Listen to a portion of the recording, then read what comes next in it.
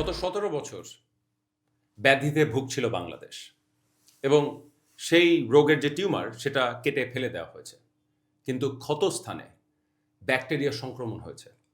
যেই ব্যাকটেরিয়া বাংলাদেশের যে ভিত্তি, বাংলাদেশিদের যে মূল্যবোধ, তার বিরুদ্ধে।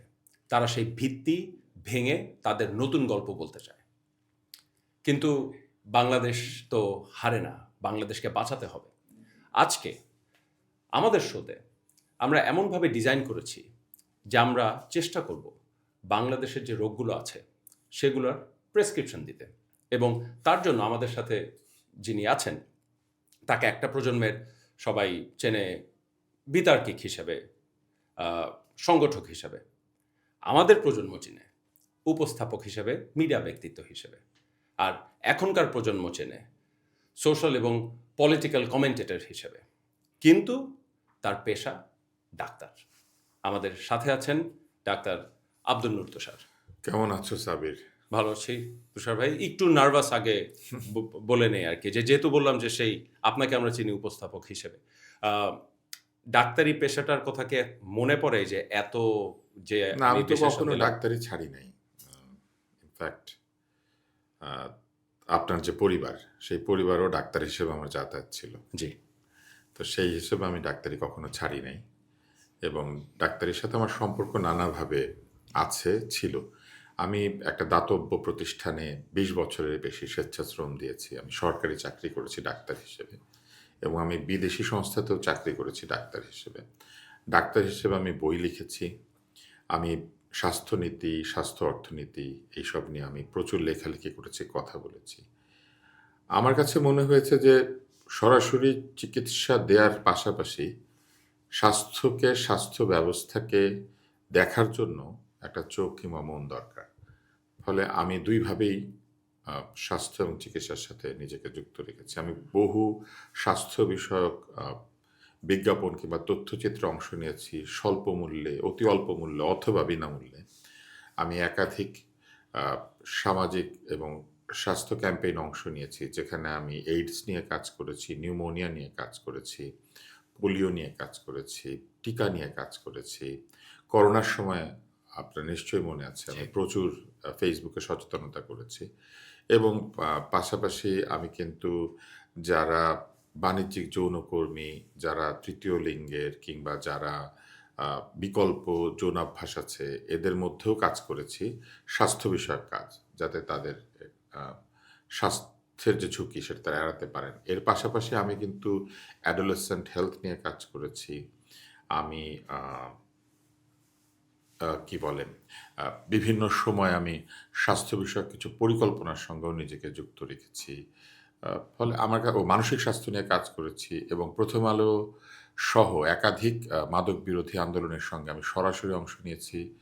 লাইফ নামে একটি মাদক বিরোধী সংগঠন ছিল, সেখানে কাজ করেছি। দন্তস্ব একটি সামাজিক সংগঠন আছে, সেইখানে কাজ করেছি। আমি আসলে সবসময় নিজের জীবনের একটা বড় অংশ মানুষের সঙ্গে কাটাতে চেয়েছি ইতিবাচকভাবে। তাই চিকিৎসার সাথে আমি দূরে ছিলাম। দূরে কখনোই ছিলেন না। এই কথাগুলো গত 1.5 বছরে কোথাও বলার সুযোগ হয়েছে? না, আমাকে কখনো কেউ জিজ্ঞাসা করেনি। আমাদের বাংলাদেশের মানুষের মানসিক যে রূপ, সেটা এমনভাবে তৈরি হয় যে আপনি যদি কোনো কাজ করে পয়সা নেন, তাহলেই শুধু এটা আপনার কাজ।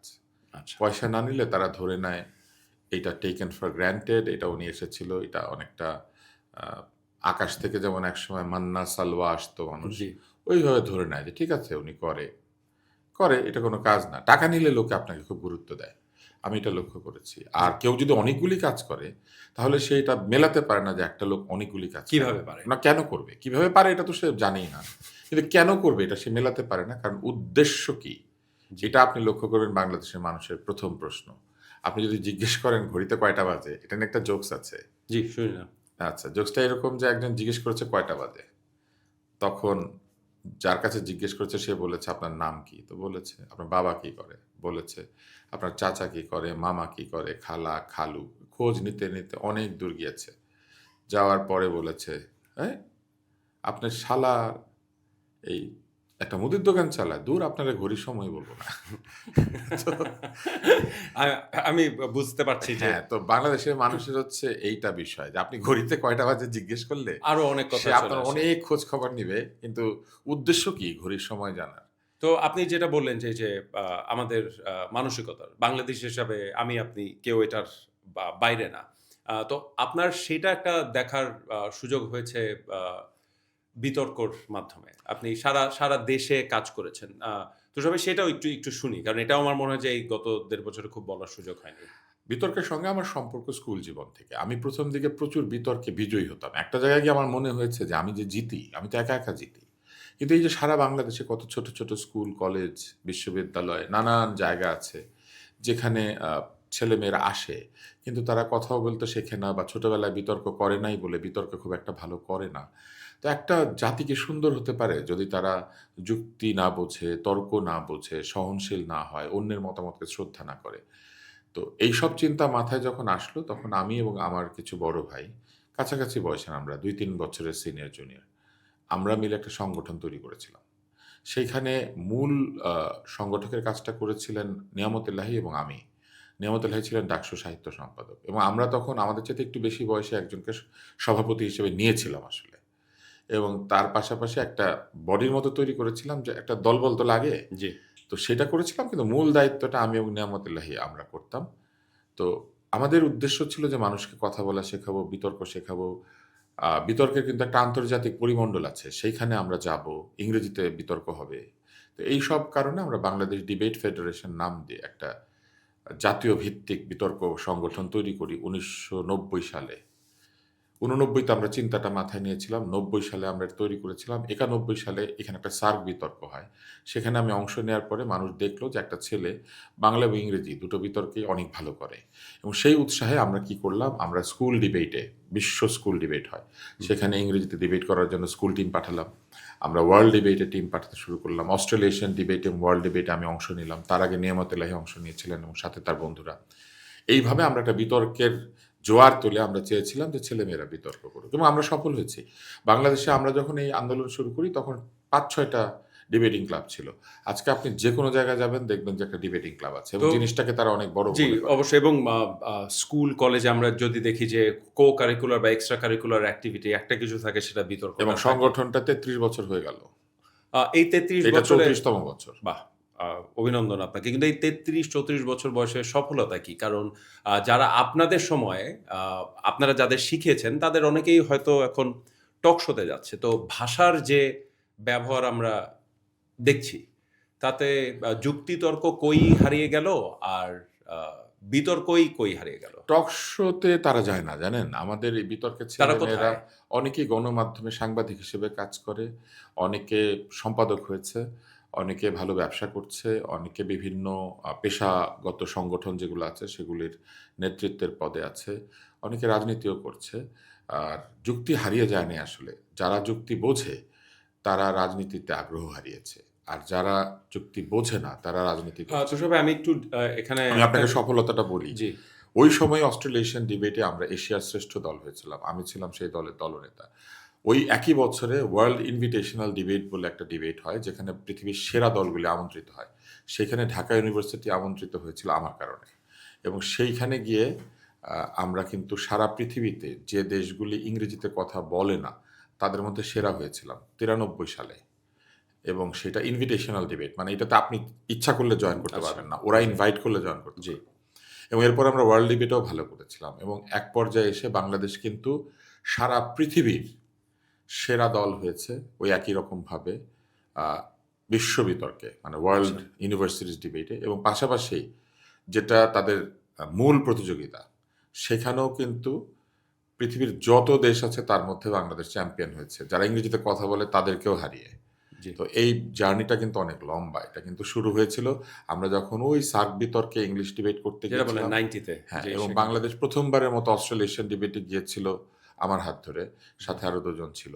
একটা গল্প শুনতে চাই যে আপনি বিতার্কিক হিসাবে আ সাবেক প্রধানমন্ত্রী বেগম খালেদা জিয়া সেই গল্পটা এই যদি একটু গল্পটা বলেন যে আসলে আপনি কিছুই না। এটা আমি টাকা একটা বক্তৃতার চেয়েছিলেন মধ্যে বা কিছু। বলেছিলাম। বিষয়টা হ্যাঁ, হচ্ছে আমরা যখন অস্ট্রেলিয়াতে যাওয়ার আ অনুমতি পেলাম, মানে আমাদেরকে তো তারা ইনভাইট করলো প্রথমে ইনভিটেশনাল ডিবেটে যাওয়ার জন্য।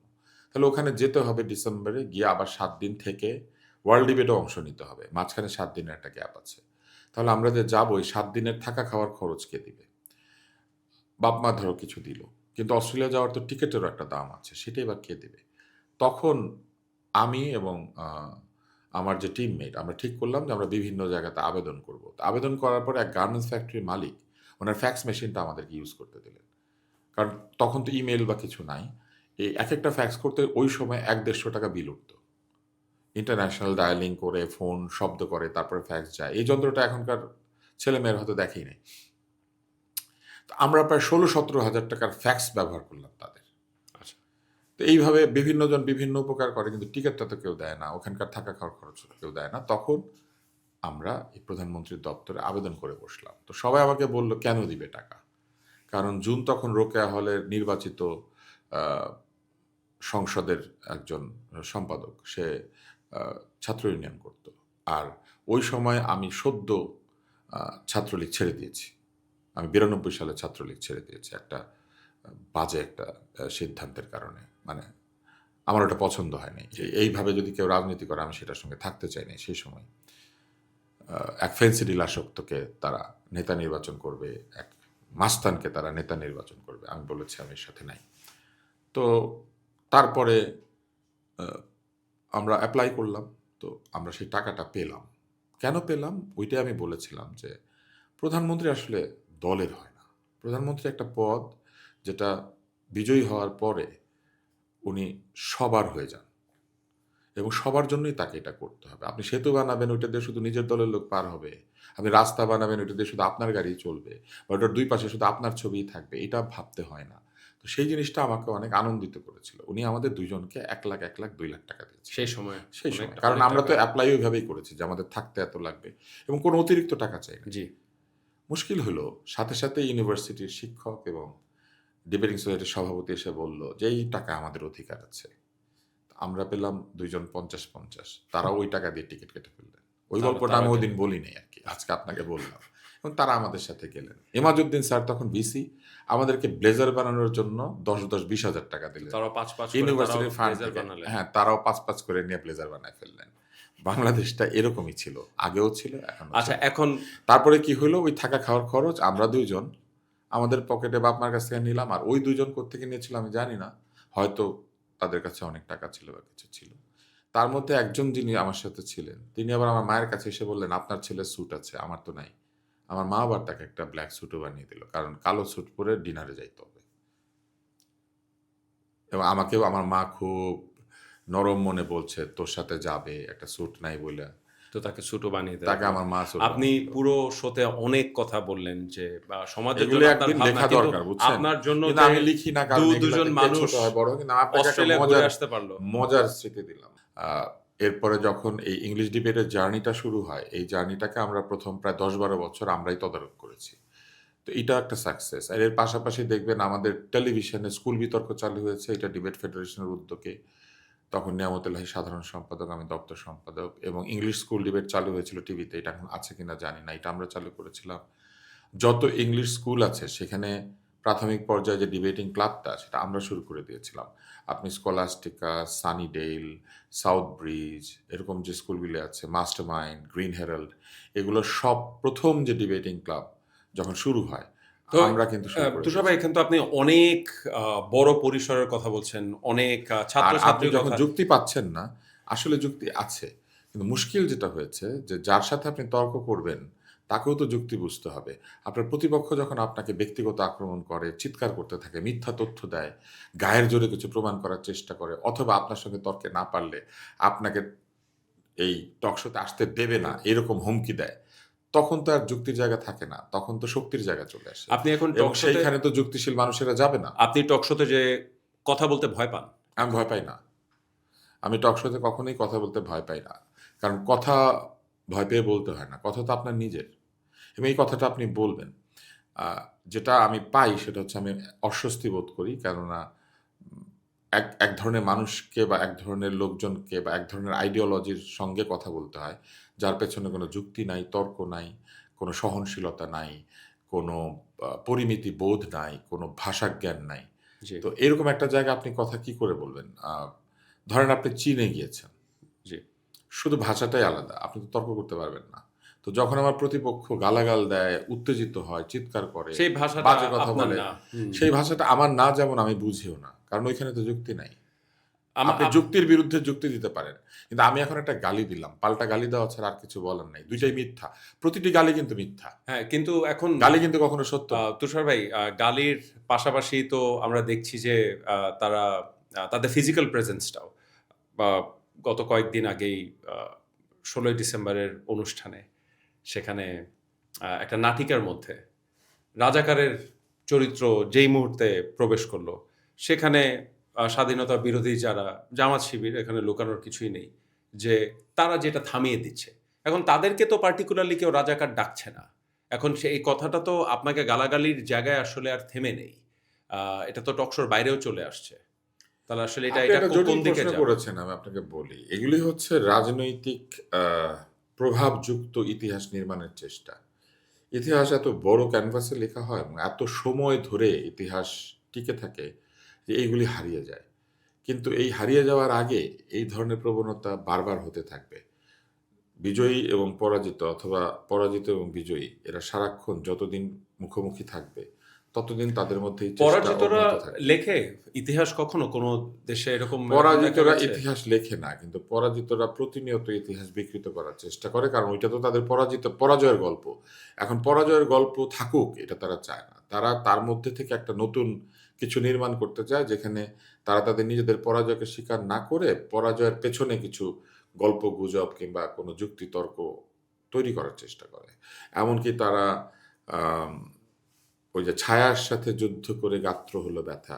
এরকম ছায়া তৈরি করে। বলে আমরা তো হারি নাই। ছায়া করেছে এই কাজটা। আপনার আপনার ভয় লাগে না যে এই রেটরিকটা, এই ন্যারেটিভটাই ভয় শব্দটা পরবর্তীতে আমি পছন্দ করি না। ভয় না তো শঙ্কা হয় না? আচ্ছা, আমি ভয়টা সরে দিলাম। শঙ্কা হয় না যে আশঙ্কা হচ্ছে এক ধরনের অ্যাপ্রিহেনশন মানে যেটাকে ইংরেজিতে বলে।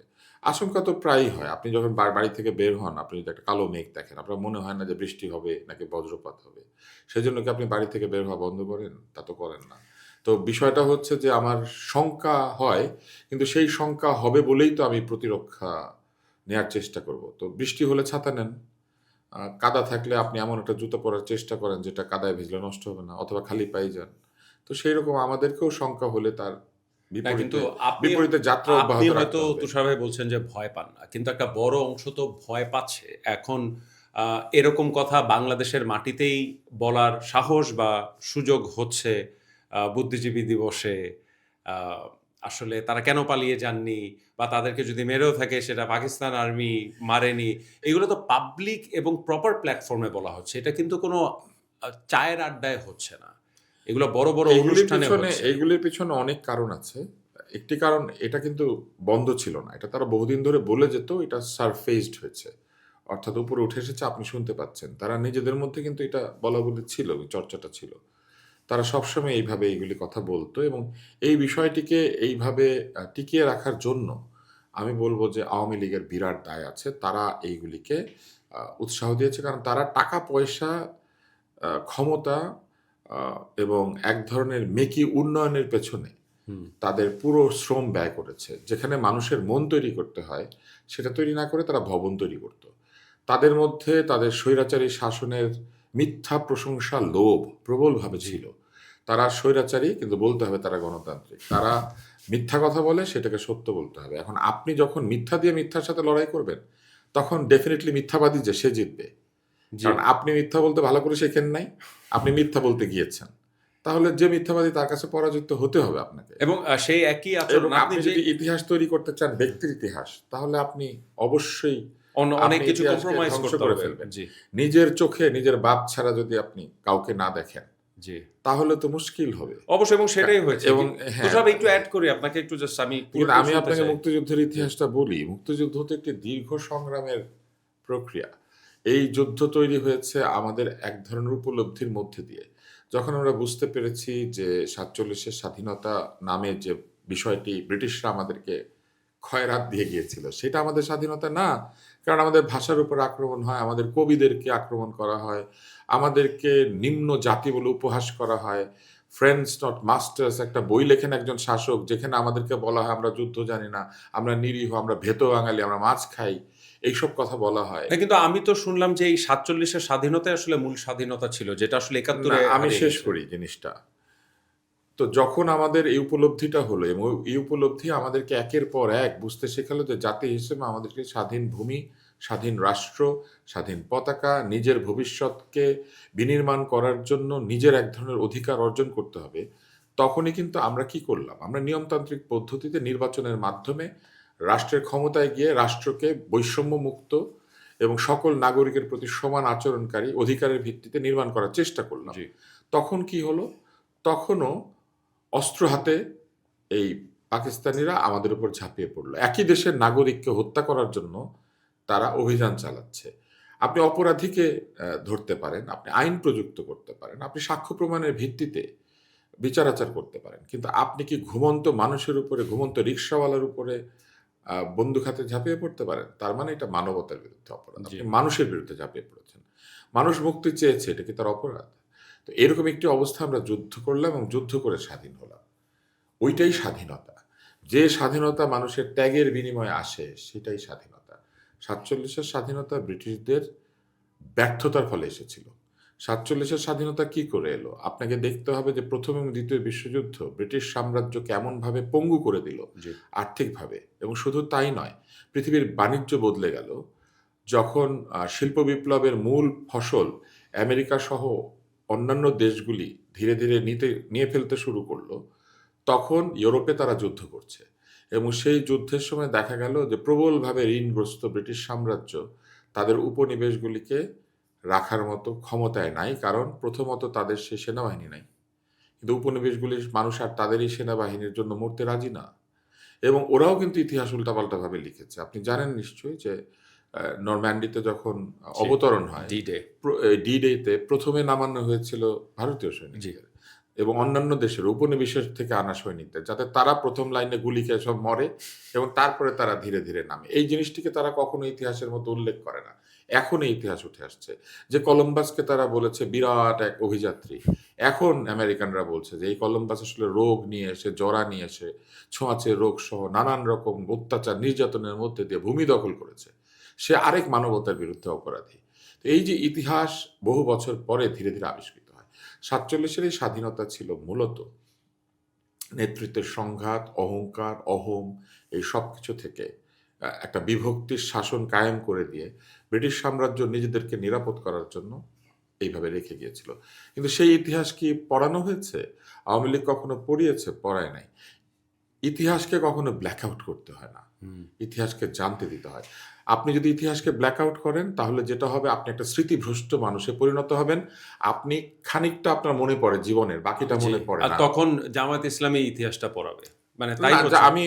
আমি কোনো না, কোনো পার্টির নাম পার্টি কিন্তু না। বলতে কিন্তু চাই না। কিন্তু না, না বললেও ধরেন যেটা সেই হচ্ছে। ইতিহাস তখন যে যার মতো করে তৈরি করার সুযোগ পেয়ে যায়। কারণ আপনি তো ইতিহাসের গল্প ভুলিয়ে দেওয়ার চেষ্টা করেছেন। হুম। এবং শুধু তাই না, তারপরে নিজের মতো একটা ইতিহাস তৈরি করার চেষ্টা করেছেন। এত লোকের অংশগ্রহণের যে মুক্তিযুদ্ধ, সেটাকে সম্পূর্ণভাবে একজন ব্যক্তিকেন্দ্রিক আ ইতিহাসে পরিণত জি, করার চেষ্টা হ্যাঁ। করেছেন। যেটি ওই ব্যক্তির কোনো প্রয়োজন নাই। আসলে প্রয়োজন ছিল। উনি যা অর্জন করার সেটা অর্জন করে ফেলেছেন, এবং যদি পূর্ণ ইতিহাস, প্রকৃত ইতিহাস মানুষ জানে, তাহলে মানুষই বেছে নিত কে বড়, কে ছোট, কে মেঝো। হুম। কিন্তু জোর করে চাপিয়ে দেওয়ার জোর কোনো করে আসতো কাউকে না। মহৎ বানানো যায় না, জোর করে কাউকে ছোটও করা যায় না। জি। আপনি ইতিহাস মুছে ফেলতে পারবেন না, কারণ সেটা ঘটে গিয়েছে। আজ হোক কাল হোক পুরনো ইতিহাস উঠে আসবে। পিরামিড আছে, মামিও আছে, জি। এবং এখন যখন আমরা ইতিহাস পড়ি এই ফারাওদের, আমরা কিন্তু অন্যভাবে ইতিহাস এখন আবিষ্কার করছি। এটা থেকে যাবে। তাই ইতিহাসকে সাময়িক সময়ের জন্য, সাময়িকভাবে এটাকে বিতর্কিত করা যায়, মিথ্যা বলা যায়, ঢাকা যায়। কিন্তু লম্বা সময়ের জন্য হয় না। হ্যাঁ, কিন্তু অদ্ভুতভাবে যে দল নিজেকে শিক্ষিত বলে দাবি করত, যে দল বলতো আমাদের অনেক চেতনা আছে, এই লিবারেল দল তারা। সম্পূর্ণ অজ্ঞান, মাদকাসক্তের মতো টাকা, ক্ষমতা, লোভ এগুলির পেছনে ছুটেছে আর ঘৃণার চাষাবাদ করেছে জি।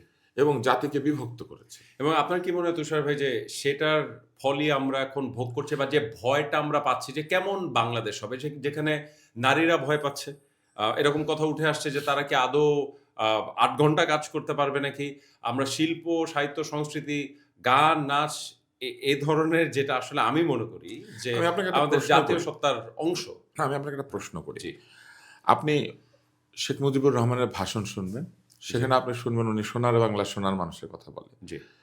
আমি অত্যন্ত দুঃখের সাথে আপনাকে এই প্রশ্নটা করি। আপনি শেখ হাসিনার ভাষণ শুনেছেন। কোথাও সোনার বাংলা, সোনার মানুষ শুনেছেন? না, একটা সময় শুরুর দিকে তো বাবার স্বপ্নটা হ্যাঁ, বিক্রি এই করার জন্য সোনার সেটা মানুষ আসতো। কি? ভালো মানুষ। জি, মানুষ নির্মাণ না করে উনি ডিজিটাল বাংলাদেশ তৈরি করার চেষ্টা করেছেন। ডিজিটাল বাংলাদেশ তৈরি করতে কাউকে লাগে না। টাকা-পয়সা, ইন্টারনেট এগুলি এনে দিলে অটোমেটিক্যালি এটা ডিজিটাল হয়। প্রযুক্তি মানুষকে নির্মাণ করে না। মানুষ প্রযুক্তিকে নির্মাণ করে। জি, মানুষের কাছে আপনি উন্নত প্রযুক্তি এনে দিলেই সেই মানুষের মনের উন্নতি ঘটবে, এটা কোনোদিন হবে না। উন্নতি করা দরকার ছিল শিক্ষা ব্যবস্থার। সেটাকে চূড়ান্তভাবে ধ্বংস করা হয়েছে। উন্নতির জায়গা ছিল ইতিহাস। সেটাকে চূড়ান্তভাবে বিতর্কিত করা হয়েছে। নিজের মন মতো, নিজে যা ভালোবাসি সেটা শোনার জন্য আপনি যদি ইতিহাস লেখেন, তাহলে কোনোদিন আপনি ইতিহাসের আসল জায়গাতে পৌঁছতে পারবেন না। এগুলি করতে গিয়ে কোটি, কোটি টাকা লুটপাট হয়েছে।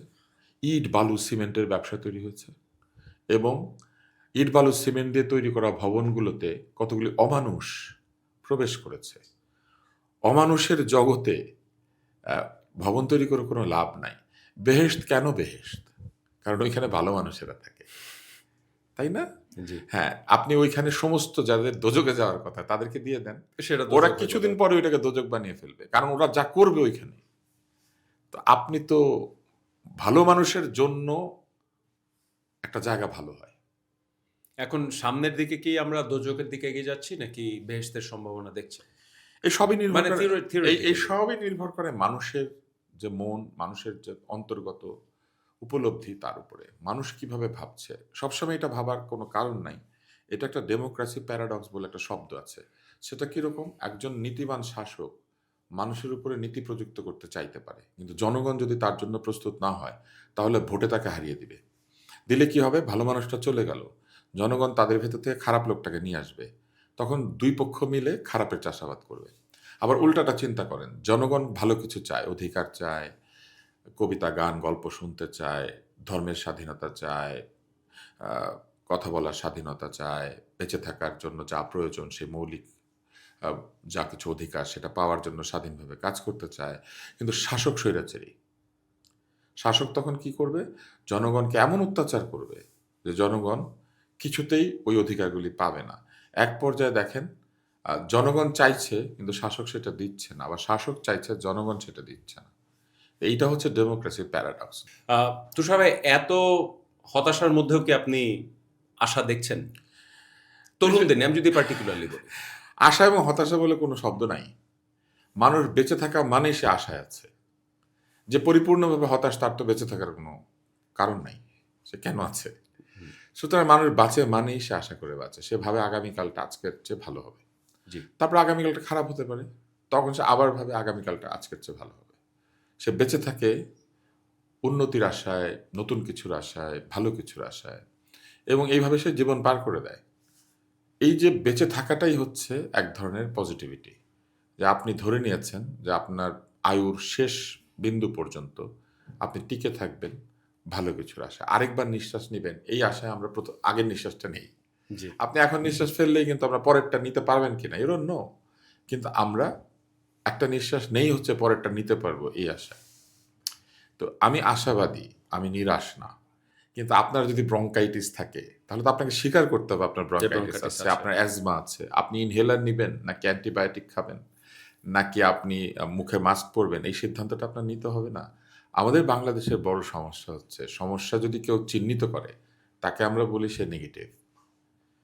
কিন্তু ডাক্তার সাহেবের কাজ কি? সমস্যা চিহ্নিত করা হ্যাঁ, ১ম এ। আপনার সমস্যাটা ডায়াগনোজ চিহ্নিত করা। করা, জি, হ্যাঁ। একজন সমাজবিজ্ঞানীর কাজ কি? সমাজের সমস্যাগুলি চিহ্নিত করা। কারণ you have to find solution to the problem. Where there is no problem, you don't need a solution. বেহেশতে আপনার কিচ্ছু দরকার নাই। কেন দরকার নাই? কারণ কোনো সমস্যা নাই। তো যেখানে সমস্যা নাই, ওইখানে এই বিষয়ে আলোচনারও কিছু নাই। বাংলাদেশের সবচেয়ে বড় সমস্যা কি দেখছেন এখন? বাংলাদেশের সবচেয়ে বড় সমস্যা হচ্ছে সমস্যাকে চিহ্নিত করতে না পারা।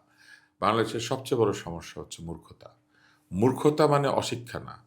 বা মূর্খতা মানে অশিক্ষিত হওয়া না। জি, বাংলাদেশে প্রচুর শিক্ষিত মানুষ আছেন। যারা মূর্খর মতো কথা বলছে। যারা মূর্খ। হুম, কেন মূর্খ?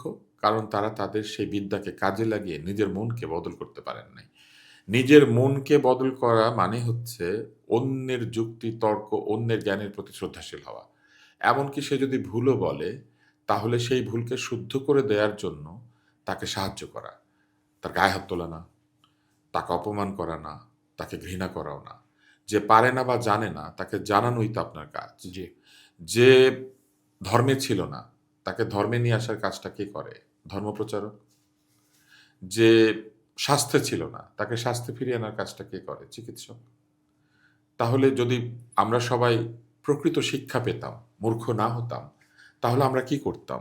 আমরা যে পারছে না, যে বুঝছে না, তাকে বোঝানোর চেষ্টা করতাম। সেটা না করে আমরা ভেড়ার মতো ওইদিকে লোক বেশি, তো ওইদিকে যাচ্ছি। গালি দেওয়ার লোক বেশি, তাই আমরা বেশ গালি দেই।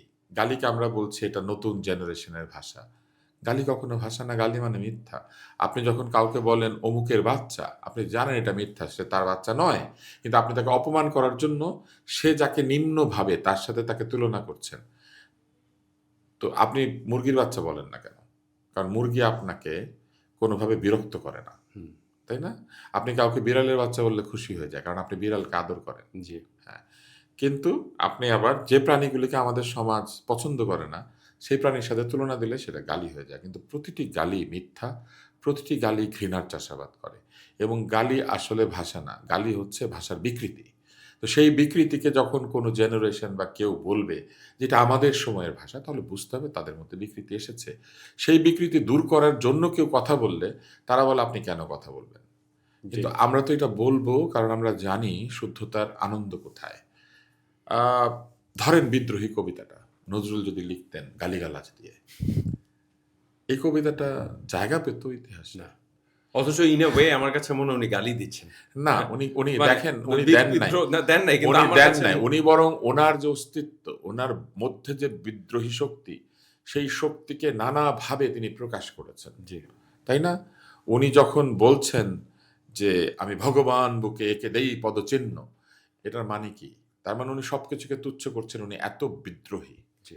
হ্যাঁ, এই ভাষাটা যে এইভাবে বলা যেতে পারে, এইটা নজরুল বলে পেরেছেন। হ্যাঁ, এখন যদি উনি লিখতেন আমি দেই লাথি, আমি দেই ঘুষি, তাই না? এটা কবিতা হতো না। হুম, হুম। তাই না? এটা জি। কি কবিতা হতো? না অবশ্যই হতো না। তো গালাগালি এই হতো। জায়গাতেই হচ্ছে কবিতার সাথে গালির পার্থক্য, ভাষার সাথে গালির পার্থক্য। জি। আরেকটা জিনিস আমার আমরা ভেবেছিলাম হয়তো যে ৫ই আগস্টের পরে মুক্তিযুদ্ধর একটা সময় বলতো যে এত প্যানপ্যানানি আর ভালো লাগে না। যে আমরা হয়তো সামনের দিকে আগাবো। কিন্তু এটা আমার একটা ব্যক্তিগত অবজারভেশন যে গত ৬-৭ মাস আমরা দেখলাম মুক্তিযুদ্ধ নিয়ে বেশি আলোচনা হচ্ছে। অথচ আওয়ামী লীগ নেই কিন্তু। আওয়ামী লীগের অপরাধ নিয়ে আমরা যথেষ্ট কথা বলছি না। কিন্তু ৫৪ বছরের ইতিহাস নিয়ে আপনি যেটা শুরুতে বলছিলেন, বাঙালি জাতির একটা বিজয়ের ইতিহাস বলেন তো। বাঙালি জাতি কোথাও যুদ্ধ করে জিতেছে? আমরা ৭১ আর নাই। হুম, বাঙালি জাতি যুদ্ধ করতো না, এটা তো সত্যি কথা। বাঙালির কোনো অন্য দেশ, অন্য ভূমি দখলের ইতিহাস নাই। সমুদ্র পাড়ি দিয়ে কোনো দ্বীপে ঢুকে উপনিবেশ করার ইতিহাস নাই। এত কাছে কলকাতা, কলকাতা দখল করার জন্য আমরা চলে যাই নাই। কলকাতা কিন্তু আরোপিত শহর। কলকাতা ছিল না মানচিত্রে। জি, ব্রিটিশরা এখানে এসে জি। ৩ টা বানিয়েছে। গ্রাম কিনে সেটাকে শহরে রূপান্তরিত করেছিল। শহর তো ছিল মুর্শিদাবাদ। তো কলকাতা দখল করার জন্য মুর্শিদাবাদের লোকেরাও যায় নাই। সিরাজউদ্দৌলা গিয়েছিলেন, সিরাজউদ্দৌলা তো বাঙালি ছিলেন না। হুম। বাংলাদেশের শাসক ছিলেন, এই অঞ্চলের শাসক ছিলেন। কিন্তু বাঙালি ছিলেন না। তিনি বাঙালি ছিলেন না। তো বাঙালির কোনো জয়ের ইতিহাস নাই। বাঙালির জয়ের ইতিহাস মুক্তিযুদ্ধ। বাঙালির যুদ্ধের ইতিহাস মুক্তিযুদ্ধ। বাঙালি জাতির জাতি হিসেবে ঐক্যবদ্ধ একটি রাষ্ট্র তৈরি করার ইতিহাস মুক্তিযুদ্ধ। মুক্তিযুদ্ধের বাইরে গৌরব করার মতো তার যা কিছু সংগ্রাম, সেটা বাংলা ভাষাকে ঘিরে। আপনি দেখবেন শিক্ষানীতির বিরুদ্ধে আন্দোলন, সেটা বাঙালির জন্য একটি উপযুক্ত শিক্ষা। আপনি দেখবেন ভাষার আন্দোলন, সেটা বাংলা ভাষাকে রাষ্ট্রীয় মর্যাদা দেওয়ার জন্য একটা আন্দোলন। এটা কিন্তু নয় যে আমরা উর্দুর বিরোধী ছিলাম। জি। আমরা বলেছিলাম যেহেতু আমরাও এই দেশের নাগরিক সেটাও এবং রাষ্ট্রভাষার সংখ্যাগরিষ্ঠ স্বীকৃতি আমরা, পাবে। আমরা জি। সংখ্যাগরিষ্ঠ, আমরা বেশি সংখ্যায়। আমাদের ভাষা কেন একই সাথে রাষ্ট্রের ভাষা হবে না? আমরা আসলে সমমর্যাদা চেয়েছিলাম আমাদের ভাষার। একটা ভাষার একজন কবি ১ম নোবেল পেয়েছেন এবং শুধু ১ম নোবেল না, এশিয়ার মধ্যে ১ম নোবেল। জি। হ্যাঁ, এটা উনি পেয়েছেন। সেই নোবেলটি আবার সাহিত্যকর্মে, তার মানে ভাষার নোবেল এটা। জি। গরিব লোককে ঋণ দিয়ে আপনি নোবেল পেলে যদি এত মহৎ হন, আর যে ভাষা আমাদেরকে একটা নোবেল পুরস্কার এনে দিয়েছিল এত এত বছর আগে, সেই ভাষা আমাদের কাছে অত্যন্ত প্রিয় এবং অত্যন্ত জীবন ঘনিষ্ঠ একটি ব্যাপার, আমাদের অস্তিত্বের সাথে জড়িত। তাহলে দেখেন, কিন্তু বাংলাদেশের যত সংগ্রাম সব হচ্ছে তার নিজের এই পরিচয়ের জন্য। সেই পরিচয় কোথায় নির্মিত হলো? সেই নোবেল প্রাইজ উইনার সাহিত্যে তিনি কি আসলে বাঙালির অস্তিত্বের সাথে এখন জড়িত আছেন বা থাকার কোনো থাকবেন না কিভাবে? আপনি আমাকে বলুন তো। আপনি জাতীয় আপনি সঙ্গীত, না আপনার জাতীয় সঙ্গীতে আছেন, সেটা তো আমাদের একটা বিভিন্ন অনুভূতির সঙ্গে আছেন। মানুষ এখনো বৃষ্টির গান গাইতে গেলে তার একটা গান আসে, বৈশাখের গান গাইতে গেলে তার একটা গান আসে, সেটা দেশাত্মবোধক গান সেটা গাইতে গেলেও একটা গান আসে। সেটা বর্তমান নোবেল জয়ী এমনকি যিনি আছেন তার সরকারের সময় তার এরকম বন্দনা করা যাচ্ছে। আপনার মনে হয় যে সেই চর্চাটা আছে?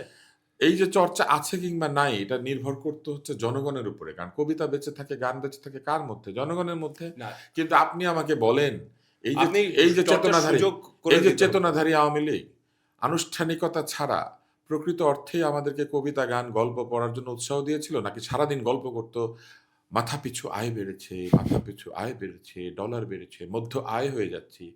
আরে গনি মিয়াও মধ্য আয় পৌঁছে গিয়েছিল ঋণ নিয়ে। গনি মিয়া একজন কৃষক। জি। আপনার মনে আছে এই গল্প? আপনি পড়েছেন? আমি জানি না। গনি মিয়া একজন কৃষক, সে মেয়ের বিয়ে করাতে চায়। এজন্য অনেক ঋণ নেয়, নিয়ে ধুমধাম করে মেয়ের বিয়ে করায়। তারপরে দেখে যে তার আর টাকা পয়সা নাই। গনি মিয়া ফকির হয়ে শেষ হয়ে যায়। তো আমরা কি গনি মিয়ার অর্থনীতি চেয়েছিলাম? নাকি আমরা উল্টোটা চেয়েছিলাম?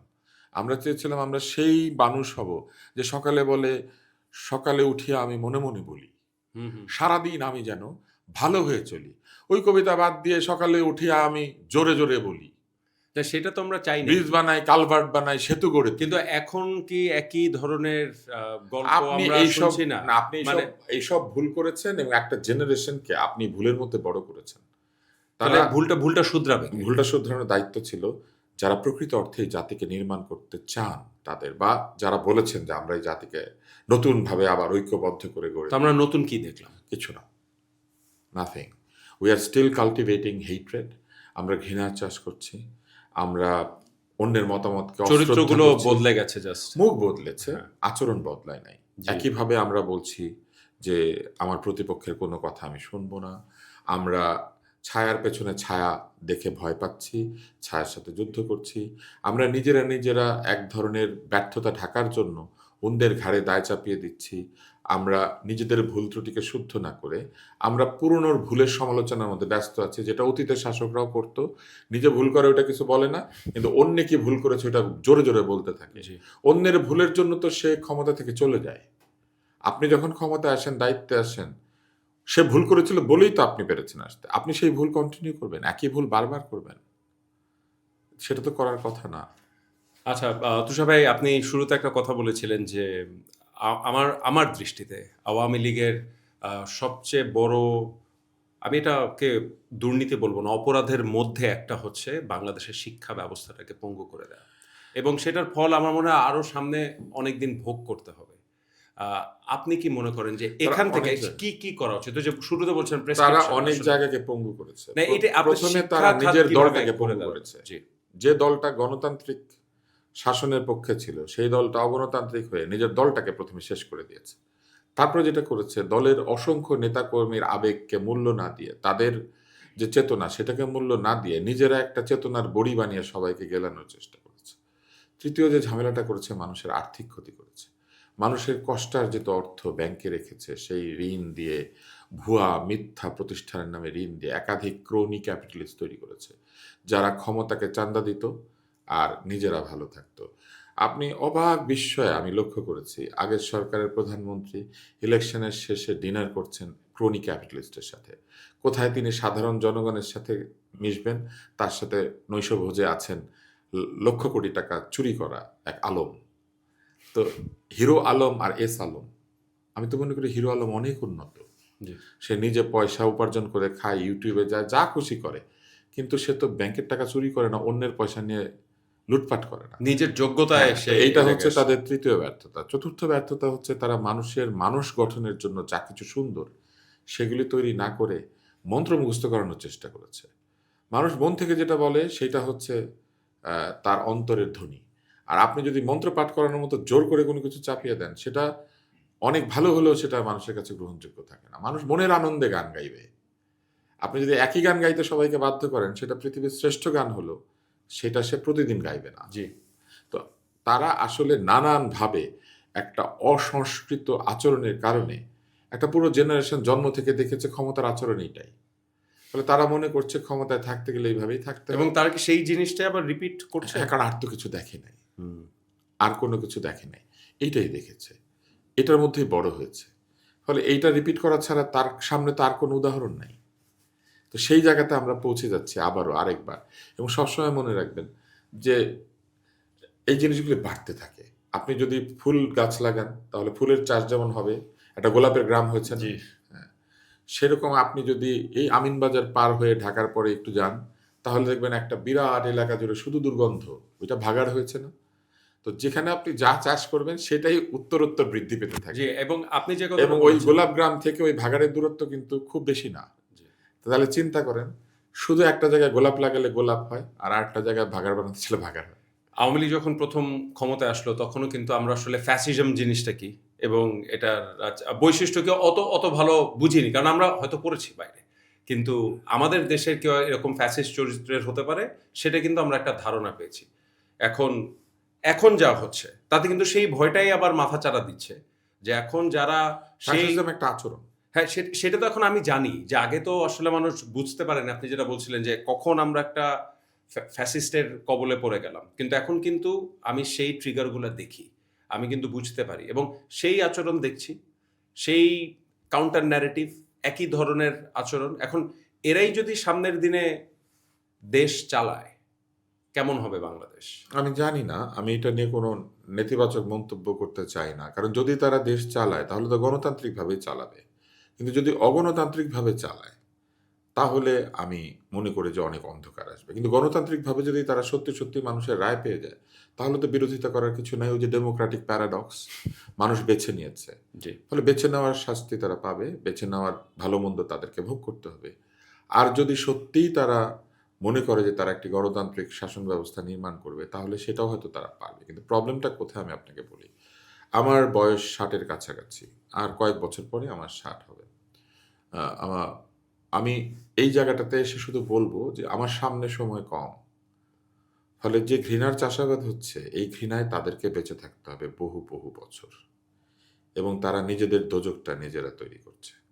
এবং সেইখানে শান্তির ললিত বাণী নিয়ে কথা বলার মতো কোনো মানুষ থাকবে না। কারণ যেই যুক্তি নিয়ে তাদের সামনে আসছে, তাদেরই যুক্তি এবং তাদেরই কথা বা মতবাদকে তারা উড়িয়ে দিচ্ছে, ঠিক যেইভাবে আগের ফ্যাসিবাদ দিত। ফলে তাদের কানের কাছে কেউ কবিতা বলবে না, তাদের কানের কাছে কেউ সুললিত বাণী বলবে না, তাদের কানের কাছে কেউ ধর্ম, নৈতিকতা কিংবা অন্য যে কোনো কিছু বলবে না। এই হিংসা আরো হিংসার বাণীকে বাড়িয়ে তুলবে, ওই গোলাপ আর ভাগাড়ের মতো। এবং তারপরে যেটা হবে, একদিন সে শুনবে তার সন্তান তাকে গালি দিচ্ছে, তার প্রিয়তমা তাকে গালি দিচ্ছে, জি। এবং তারা একে অন্যের সঙ্গে গালির ভাষায় কথা বলছে। তারা হাসতে, হাসতে তারা একে অন্যকে গালি দিবে। এবং সেই সমাজে যখন কেউ বলবে তুই মানুষের বাচ্চা, এইটা হবে সবচেয়ে ভয়ঙ্কর গালি। কারণ তখন ওই সমাজে কোনো মানুষ বেঁচে নাই। যারা বেঁচে আছে তারা সব সেই সব প্রাণী যাদের সঙ্গে তারা তুলনা দিয়ে একসময় গালিগালাজ করত। অসাধারণ বলেছেন। একেবারে এই শেষের দিকে আম হরলিক্সের সাথে একটা সম্পর্ক আছে। আমি আপনার মজার জিনিস এটা বলি। এটা এটা একটু ভেঙে আমি বলেন। আপনাকে একটা হ্যাঁ। মজার জিনিস বলি। এই জিনিসগুলি আমাকে খুব আনন্দ দেয়। একসময় আমি বাউবি ১২ নামে একটা অনুষ্ঠান করতাম। এই অনুষ্ঠানটা অফ পিক আওয়ারে টেলিভিশনে বিকালবেলা বিকেলবেলা অফ পিকে জি, জি। উন্মুক্ত বিশ্ববিদ্যালয়ের অনুষ্ঠান। সেটা জনপ্রিয়তায় ১, ২, ৩ এর মধ্যে চলে গিয়েছিল। আমি যখন বিতর্ক করতাম, লোকে আমার বিতর্ক দেখার জন্য, অল্প কিছু বিতর্কে জনপ্রিয় ছিলেন, আমি তাদের মধ্যে ছিলাম। এগুলো তো আমি পয়সা দিয়ে পাই নাই। তখন তো এই ভাইরাল হওয়ার জিনিস নাই, বুস্ট লাইক নাই। জুকারবার্গ পয়সা নিয়ে কাউকে জনপ্রিয় কিন্তু করে না। তুষার ভাই একটাই স্ক্রিন ছিল। ওটা একটা না, একটা স্ক্রিন কোনো প্রবলেম না। ভালো জিনিস অ্যাডভান্টেজ না, অ্যাডভান্টেজও না। এটা একটা কেন মজার না? ব্যাপার জানেন? স্ক্রিন একটা থাকলে কি মানুষ ওই স্ক্রিনের মধ্যে বসে থাকে? বরং স্ক্রিন বাড়ার কারণে মানুষ এক স্ক্রিন না হলে আরেক স্ক্রিন, সারাক্ষণ স্ক্রিনের মধ্যে আছে। ইন্টারেস্টিং। কিন্তু একটা স্ক্রিন যখন ছিল, আমরা সারাদিন টিভি দেখতাম না। আমরা লাইব্রেরিতে যেতাম, ফুটবল খেলতাম, বন্ধুদের সাথে আড্ডা দিতাম, সাঁতার কাটতাম। আমি অন্তত ৬ টা খেলা ভালোভাবে খেলতে পারি এবং অলমোস্ট স্ট্যান্ডার্ড লেভেলে। মানুষ বিশ্বাস করবে না। কিন্তু এটা সত্য, আমার বন্ধুরা জানে। তাহলে আমরা এই কাজগুলা করতাম। এখন কি হয়? আপনি সবকিছু স্ক্রিনের মধ্যে করেন। কারণ অনেক স্ক্রিন এবং অনেক অপশন। আপনি PUBG খেলবেন না। আপনি হুম, একটা NFS খেলবেন। রাইট। আপনি NFS খেলবেন না। আপনি Clash of the Clan খেলবেন। টু মেনি আপনি অপশনস। আমার এই মোবাইলে যান, আমার Clash of the Clan এর আপনি দেখবেন আমার লেভেল। আমি ওইখানে একটা টপ লেভেলে। আমি এখনো গেমিং করি। আমি বাংলাদেশের ১ম যুগের গেমারদের একজন। আমি পরীক্ষার আগের দিন গেম খেলতাম। এবং আমি NFS শুধু খেলিই নাই। বাংলাদেশে NFS এর একটা কম্পিটিশন হয়েছিল। সেই কম্পিটিশনটার অর্গানাইজারদের মধ্যে আমি ছিলাম। এবার আসেন। তারপরে কি হলো? তারপরে আমি শুভেচ্ছা নামে একটা অনুষ্ঠান করলাম। সেটা কি ধরনের জনপ্রিয় ছিল আপনি ভালো বলতে পারবেন। জি। আমি কিন্তু অনেক অনুষ্ঠান তৈরি করেছি। আমি বিউটি কনটেস্ট পর্যন্ত বানিয়েছি। সেটা বাংলাদেশে একটা সেরা বিউটি কনটেস্ট ছিল। আপনি সেখানে অংশ নিয়েছেন। থাক, এটা আমার মনে হয় ছেলেদের জানলে না, এটা জানা দরকার। আচ্ছা দেখেন, তারপরে আমি কি করেছি? আমি বাচ্চাদের জন্য কাজ করব ঠিক করলাম। ওই যে মানুষ গঠন, আমি চিন্তা করলাম আমি কুইজের অনুষ্ঠান করব, জি। রিয়ালিটি শো করব। আমি হরলিক্সের স্পন্সরশিপে একটা অনুষ্ঠান করেছি। লোকে এইটাকে গ্রহণ করেছে বলেই হরলিক্স নাম দিয়ে আমাকে ট্রল করে। কিন্তু আপনি বলেন বাংলাদেশে এই হরলিক্স আরো অনুষ্ঠান স্পন্সর করেছে। Why those people are not troll? Because they could not produce something which people can recall and remember. Right, right. And talk about for And talk long, about long it. Time. So that is my success. Horlicks পয়সা না দেওয়ার পরেও আমার কাছ থেকে এখন যেই ট্রলের সুবিধা পায়, নামটা যে উচ্চারিত হয়, এইটা তারা অনেক কোটি, কোটি টাকা খরচ করে অনুষ্ঠান করছে। আসে নাই। কেন আসে নাই জানেন? Because whenever I did something, I did it not for myself. আমি একটা কাজ করে পয়সা পেয়েছি, কিন্তু কাজটা আমি পয়সা পাওয়ার জন্য কখনো করি নাই। জি। তো যে কারণে এই যে কুইজ, এই কুইজের অনুষ্ঠানে যারা এসেছিল, তাদের মধ্যে অন্তত ১২ জন আছে যারা এখন আইভি লীগ ইউনিভার্সিটিতে পড়ায়। আমাদের ডিবেট ফেডারেশনের অন্তত ২০০ লোক আছে যাদেরকে সারা পৃথিবীর লোক নাম বললে চিনবে। আমি যখন ডিবেট ফেডারেশনের জেনারেল সেক্রেটারি ছিলাম, আমার ঠিক পরে যে জেনারেল সেক্রেটারি হয়েছিল সেই ছেলেটা স্ন্যাপচ্যাটের ইমরান। এবং সে যখন ইন্টারমিডিয়েট পড়ে আমি তাকে জোর করে আমাদের জেনারেল সেক্রেটারি বানিয়েছিলাম। এখন সবাই বলবে আপনি কি জানতেন? না, আমি জানতাম না, but I could see the flair. So there had been people who are working on every side of the জি। history and every side of politics or every side of technology. And বাংলাদেশকে কি সেই Horlicks খাওয়ালে না, বাংলাদেশ এইবার সুস্থ আসেন, হবে? এইবার সেটা আসেন। সেটা প্রশ্ন। আচ্ছা দেখেন, তাহলে এই যে এই জিনিসটা যে হচ্ছে, আমাকে লোকজন উপাধি দিয়েছে বিতর্ক রাজ। তো আমি তো বিতর্ক ফকির হই নাই, বিতর্ক রাজই হয়েছি। তাই না? বিতর্ক ভিখারি হই নাই। কেন? কারণ আমি এই জায়গাটাতে সময় দিয়েছি। জি। জীবনে মূল্যবান আর কিছু আছে আপনার জীবনে সময় ছাড়া?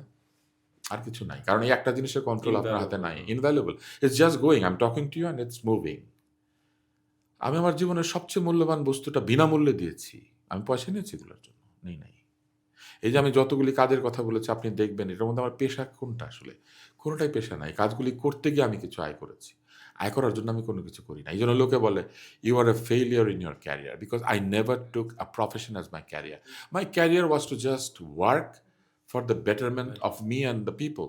So আমি মানুষের জন্য কাজ করেছি, এটা আমার অন্যায় হইতে পারে, ভুল হইতে পারে। কিন্তু হরলিক্স খাইলে কি আসলে মেধা হয়? হরলিক্স খেলে মেধা হয় না। হরলিক্সের মধ্যে পুষ্টি আছে।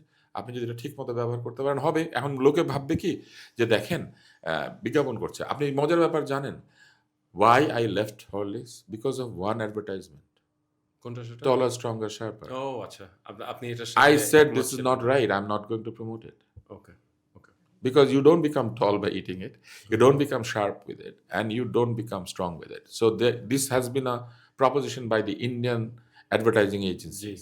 And I said this is not right. এবং আপনি জানেন ব্রিটেনে এটাকে বন্ধ করা হয়েছিল। কিন্তু ইন্ডিয়াতে এটা চলেছিল। জি। So এইটাই হচ্ছে ঘটনা। এখন এইসব ঘটনাকে আমি জনে, জনে বলে বেড়াবো? তাই আমার এই কাজগুলোকে যে মানুষ মনে করতে পারছে, কারণ হচ্ছে কাজগুলা ভালো ছিল। তা না হলে এটা কেন মনে রাখবে? কাজ ভালো হইলেও এটার সাথে যে ব্র্যান্ড থাকে সে মাইলেজ পায়। খারাপ কাজের সাথে করেন আপনি, মানুষ মনে রাখবে না। এখন তা আমার কাছে জিনিসটা ভালোই লাগে যে এই যে আমাকে লোকে বিতর্ক রাজ বলে। তো কেন? আমি তো বিতর্ক ফকির হই নাই। আমরা ভালো বিতর্ক করেছি। আমাকে লোকে এরকম অনেক কিছু বলে। কিন্তু যতটাই বলে আপনি দেখবেন সেগুলো আমার কাজের জন্য বলে। এখন আমাকে লোকে অনেক মিথ্যা সত্য সমালোচনাও করে। আমি সমালোচনা করলে আমি সহজভাবে নেই। আমার নামে প্রচুর মিথ্যা কথা বলা হয়, মিথ্যা জিনিসপত্র করা হয়, আমি সেগুলা নেই। তবে দুঃখ লাগে আমার কাছে এটাই যে আপনি একজন মানুষকে না জেনে যখন তার সম্পর্কে মন্তব্য করেন বা তার সম্পর্কে যেকোনো খারাপ কিছু বিশ্বাস করে নেন ১ম দিন, এটাও আমাদের চিত্তের যে তুষার ভাই, আপনি একদম শুরুতে বললেন যে ভয় কাজ করে না, শঙ্কা কাজ খারাপ করে লাগা না। আর ভয় লাগা না, কিন্তু আপনি বিচলিত হন, উত্তেজিত হন। কারণ আমরা যাদের সাথে লড়াইটা আপনি বলছেন, আমি যে যারা উত্তেজিত হই না। আপনাকে তো টক শোতে আমরা দেখলাম যা আপনার আমার উত্তেজনা কন্ট্রোলড। আমি ওই কিন্তু তারপর কি এমন একটা জায়গায় তারা আপনাকে নিয়ে যেতে পারলো যেখানে যে না, আসলে ওরা আপনার নিয়ে যায় নাই। ইমোশনটা আপনাকে দেখাতে হলো যে ওরা আসলে এমন এমন মিথ্যাচারটা এমন না, পর্যায়ে নিয়ে গেল যে ওরা একজন আসলে নিয়ে সিজন যেতে চায় না। সিজন ডিবেটার তাকে তার ইমোশনটা দেখাতে হলো। না, আপনি লক্ষ্য করবেন। ওই ইমোশনের মধ্যে আমি বলেছি আমি টক শোতে কখনো রাগ করি না। আজকে করলাম। So that was a controlled emotion. I really wanted to tell them that when I am older than you, when I have more experience, I have earned that right to tell you what is wrong and shout at you because your father can shout at you. Okay, If you don't allow your father to shout at you, then I would accept that I would not shout at you. আমি তোমার দিকে চিৎকার করতে পারি এই জন্য যে আমি এই পথটা অতিক্রম করে এত দূরে এসেছি এবং এই জায়গাটা আমি চিনি। তোমরা যদি আমাকে এইভাবে বা আমাদের যে কাউকে এইভাবে অন্যায্য কথা বলো, তাহলে আমি জোরে কথা বলতে পারি। কিন্তু আমি কি সেখানে কোনো গালি দিয়েছি? আমি না, কি সেখানে দেননি। কোনো জি। অপমানজনক কিছু না, বলেছি? না। বলি নাই। একটা বাগধারা নিয়ে তাদের আপত্তি। এখন আমি আপনাকে বলি, বাগধারায় তো আরো কত কিছু আছে না? তাহলে বাংলাদেশ থেকে বাগধারা তুলে দিতে হবে? তা তো না। তারা গালি ভালোবাসে, বাগধারা শুনতে চায় না। এবং আরো মজার ব্যাপার কি জানেন? এই বাগধারাটি তারাই আমাকে ব্যবহার করেছিল। একটা টক শোতে একজন আমাকে বলেছে যে, "আপনি অনেক ভালো বিতর্কে। আমি আপনার সাথে কি তর্ক করব? আমি তো আপনার হাঁটুর বয়সী।" আচ্ছা, একটু পরেই সে তর্ক শুরু করেছে। তখন আমি আবার তাকে এটা বলেছি, "আমি তোমার সাথে কি তর্ক করব? তুমি তো আমার হাঁটুর বয়সী।" হাঁটুর বয়স শব্দটা সে বলেছে আমাকে। যে নিজেকে নিজে হাঁটুর বয়স বলল, তাকে আমি কেন বলেছি হাঁটুর বয়স, রিলটাকে কাটলো, কেটে আমারটুকু রেখে তারা বলতে শুরু করলো, উনি হাঁটুর বয়স বলেছেন। এখন হাঁটুর বয়স বলা মানে কি? আপনি আমার চাইতে অনেক কম বয়সী। এটা একটা বাগধারা। এই বাগধারাটাও বলা যাবে না। তাহলে কি বলতে হবে? আপনি আমার বাবার বয়সী? সাবির, আপনি আমার বাবার বয়সী। তখন কি বলতো জানেন? তখন বলতো যে বাবার যে, "আরে না, কেন? না, না, আরে ওনার তো মাথাই নষ্ট। সাবিরকে বাপের বয়সী বলে।" হুম, আপনি ব্যাপারটা বুঝতে জি। পেরেছেন? Because they haven't learned the art of language. তারা ভাষার যে সৌন্দর্য এবং ভাষার যে শিল্প, সঠিক ব্যবহারটাই জানে না, সেইটাকে জি। তারা শেখে নাই। আমি মানুষের বহু রূপ দেখেছি। জি, ক্ষমতায় থাকলে মানুষ কি আচরণ করে, না থাকলে কি করে, কত মিথ্যা বলে, কত সত্য বলে, কত ভালো, কত মন্দ বলে। একটা সুন্দর লাইন আছে না যে, "আমি কুকুর হয়ে পায়ের কাছে বসে থাকি, ভেতরের কুকুরটাকে দেখবো সেই জন্য।" একটা কবিতার লাইন আছে না? পুরো কবিতাটা বললাম না। তো আমি আসলে অনেক নিচু হয়ে বহু মানুষের কাছে বসে থেকেছি তার নিচতাকে দেখব বলে, জি, এবং এই বিষয়টাকে বহু মানুষ মনে করেছে দুর্বলতা। আমি আপনাকে একটা মজার জিনিস বলি, লোকে আমাকে লেখে উনি সকল সরকারের সুবিধাভোগী। আমি কোনো সরকারের সুবিধাভোগী না। কোনো সরকারের কোনো লোক এসে বলতে পারবে না আমাকে লাইসেন্স পারমিট বিদেশে বেড়াতে নিয়ে গেছে, সরকারি অনুষ্ঠানে দাওয়াত দিয়েছে। কেউ বলতে পারবে না। No one. And I can challenge that. যাক। আর এখন যে আপনার অনেক শত্রু আছে সেটা সোশ্যাল মিডিয়ার আমি কল্যাণে কাউকে শত্রু বলে না, মনে আপনি করি না না। ভাবলেও অনেকে আপনাকে শত্রু ভাবে আমার তারা বিশ্বাস আমাকে আরকি। শত্রু ভাবে। একদম ফাইনাল প্রশ্ন করতে চাই। এক হচ্ছে যে শুরুতে যে বারবার বলছিলাম বাংলাদেশের জন্য প্রেসক্রিপশন একটা অ্যাড আছে, আমি নিশ্চয়ই নিশ্চিত যে আপনি দেখেছেন যে একজন চিকিৎসকের কাছে রোগী আসে এবং সে রোগী না দেখে বলতে থাকে প্যারাসিটামল 2 বেলা, প্যারাসিটামল 2 বেলা। এখন বাংলাদেশের জন্য কি এই পথ্য কাজে দিবে? এত বছর ধরে আমরা যেই প্রেসক্রিপশনে চলে এসেছি 2 বেলা করে প্যারাসিটামল খেয়ে যাচ্ছি। এখন ওষুধ তো পাল্টাতে হবে। আপনি শুরুতে বলেছেন আপনি মনে করেন না যে বাংলাদেশের এই অন্ধকার কাটানোর একমাত্র উপায় হচ্ছে বাংলাদেশের শাসকদেরকে তাদের আচরণ বদলাতে হবে। শাসকদেরকে বিশ্বাস করতে হবে যে তাদের কাজ শাসন করা না, তাদের কাজ পরিবর্তন আনা এবং ইতিবাচক পরিবর্তন। জি, ক্ষমতায় থাকার জন্য শাসন করার দরকার নেই। এমন শাসন করবেন যাতে আপনি ক্ষমতায় থাকতে পারেন জি, এবং এমন নিদর্শন রেখে যাবেন যে নিদর্শন মানুষ অনুসরণ করবে। শাসক কোনোদিনই চিরস্থায়ী হয় না। আপনি যত বিরাট শাসকই হন, জীবনের কোনো এক পর্যায়ে সময় তো শেষ হয়ে যাবে। কিন্তু মানুষ যেন আপনার শাসন আমলকে একটা স্বর্ণযুগ হিসেবে ইতিহাসে লিখে রাখে। গোপাল বাজার থেকে ধরে এনে তাকে শাসক হিসেবে নির্বাচন করা হয়েছিল। কারণ কাউকে খুঁজে পাওয়া যাচ্ছিল না। একটা বাজারের মতো এলাকায় সকলে মিলিত হয়ে একজন শাসক নির্বাচন করেছিল। কিন্তু গোপালের শাসনকে বলে এক ধরনের স্বর্ণযুগ। কেন বলে? এই জন্য বলে যে গোপাল বাজার থেকে নির্বাচিত হয়ে এসেও দেশটাকে বাজারে পরিণত করে নাই। এইটাই হচ্ছে শাসকের মাহাত্ম্য। মজার ব্যাপার কি জানেন, একবার একটা টক শোতে এক ভদ্রলোক বললেন, আমরা কি গোপাল? আরেকজন রেগে গেল, এই আপনি আমাকে বলেছেন গোপাল। আরেকজন বলছে, না আমি আপনাকে গোপাল বলি নাই। অথচ গোপাল যে একটা সম্মানজনক রাজার নাম, ইতিহাস জানে না বলে এটা বলতে পারলো না। তখন আমি ফেসবুকে লিখেছিলাম যে গোপাল বললে খুশি হয়েন, কারণ গোপাল একজন মহৎ শাসকের নাম। এথেন্স নগর রাষ্ট্র হিসেবে প্রবল বিখ্যাত। এর কারণ কি জানেন? এর কারণ হচ্ছে ওইখানে একই সময়ে অসংখ্য দার্শনিক, বিজ্ঞানী, ঐতিহাসিক এরা থাকতেন। এবং এই যে সক্রেটিস, পিথাগোরাস, হ্যাঁ, হিপোক্রেটিস, এরা সব ওই জায়গাটাতে থাকেন। এরাই এথেন্স বানিয়েছিল। কিন্তু এই এথেন্সের পাশেই তো মেসিডোনিয়া, ফিলিপ, আলেকজান্ডার, তাই না? মেসিডোনিয়ার কথা কি ইতিহাসে লেখা আছে? অন্য কোনো কারণে নাই। অতটুকুই যে ফিলিপের পুত্র আলেকজান্ডার অ্যারিস্টটলের কাছ থেকে শিক্ষা নিয়ে পৃথিবী জয় করতে বের হয়ে এক পর্যায়ে যুদ্ধের মধ্যেই মারা গেছেন। অর্থাৎ তিনি আসলে ফিরেন নাই কিন্তু তার দেশে, এবং 32 বছর বয়সে হি ডায়েড। তাহলে ম্যাসিডোনিয়া কেন ইতিহাসে সম্মানিত নগরী হলো না আলেকজান্ডারের জন্মস্থান হওয়ার পরেও? এর কারণ হচ্ছে ইতিহাস সক্রেটিসের জন্মস্থানকে মনে রাখে, আলেকজান্ডারের জন্মস্থানকে মনে রাখে না, আলেকজান্ডারকে মনে রাখে। ফলে বাংলাদেশকে যদি সত্যিকার অর্থে ইতিহাসে তার নাম লিখতে হয়, এইখানে প্রকৃত বাংলাদেশের মানুষদেরকে তৈরি করতে হবে, যে মানুষদের জন্মস্থান হিসেবে মানুষ বাংলাদেশকে সম্মান করবে। তা না হলে বাংলাদেশ সেতুর দেশ হবে, এরকম সেতু বহু দেশ আছে। বাংলাদেশ কালভার্টের দেশ হবে, অনেক আছে। বাংলাদেশ ভবনের দেশ হবে, অনেক আছে। আমাদের সংসদ ভবন পৃথিবীর সবচেয়ে সুন্দর একটা সংসদ ভবন, কিন্তু আমাদের সংসদ কি সেই শ্রদ্ধা সম্মান পায় যে সম্মান ইংল্যান্ডের সংসদ পায়? এর কারণ কি? কারণ ভবন সংসদকে তৈরি এটা একটা নান্দনিক স্থাপনা। এটা একটা নান্দনিক স্থাপনা। এর ভেতরের মানুষরা ওই সংসদের মর্যাদা দেয়। তাই আমি বলবো যে মানুষ যতক্ষণ পর্যন্ত এটা না বুঝবে ততক্ষণ পর্যন্ত বাংলাদেশ ঠিক হবে না। কিন্তু হবে, একটা পর্যায়ে গিয়ে মানুষ বুঝবে হয়তো। সে আশাবাদ আছে আমার মধ্যে, কিন্তু এটা যে কালকেই হবে এই আশাবাদ আমার মধ্যে নাই। ঠিক আছে, কিন্তু আমার মনে হয় যে আমাদের পাল্টাতেও হবে, সেটা তো আমরাই পাল্টাবো। দেশ তো আসলে একটা আপনি ভূখণ্ড। যদি মনে করেন যে আপনি পাল্টাতে পারবেন, যদি মনে না করেন তাহলে এই পরিবর্তন আসবে। কিন্তু ধন্যবাদ আব্দুল। গালি আর তালি দিয়ে দেশকে ঠিক করা যায় না। দেশ কি ঠিক দিয়ে হয়, হবে? বারবার কিন্তু দেশ প্রশ্ন ঠিক হয়, দেশ ঠিক হয় কালি যাচ্ছে। দিয়ে, কালি আর মানে কলম দিয়ে, দারুণ পড়াশোনা দিয়ে। দারুণ বলেছেন। আমার মনে হয় যে আমার ক্লোজিং এর ক্লুটাও পেয়ে গেছি। আব্দুল নূর তুষার, আপনাকে অসংখ্য ধন্যবাদ। যেটা বলছিলেন যে, এবং বারবার আমাদের আলোচনা কিন্তু উঠে এসছে যে ভাষার ব্যবহার বা গালি, সহনশীলতা, আসলে এগুলো কিভাবে পাল্টাবে। আমরা যারা অনেক সময় হতাশ হয়ে যাই। আব্দুল নূর তুষার প্রেসক্রিপশন দিয়েছেন, না 2 বেলা প্যারাসিটামল না, 2 বেলা কালির ব্যবহার হয়তো হয় পড়েন, নয়তো লিখেন, বলেন, দেখেন। আমার মনে হয় যে এই জ্ঞান চর্চা সেটা আমাদেরকে এই অন্ধকার থেকে হয়তো আলোর পথে নিয়ে আসতে পারে। সবাই ভালো থাকবেন।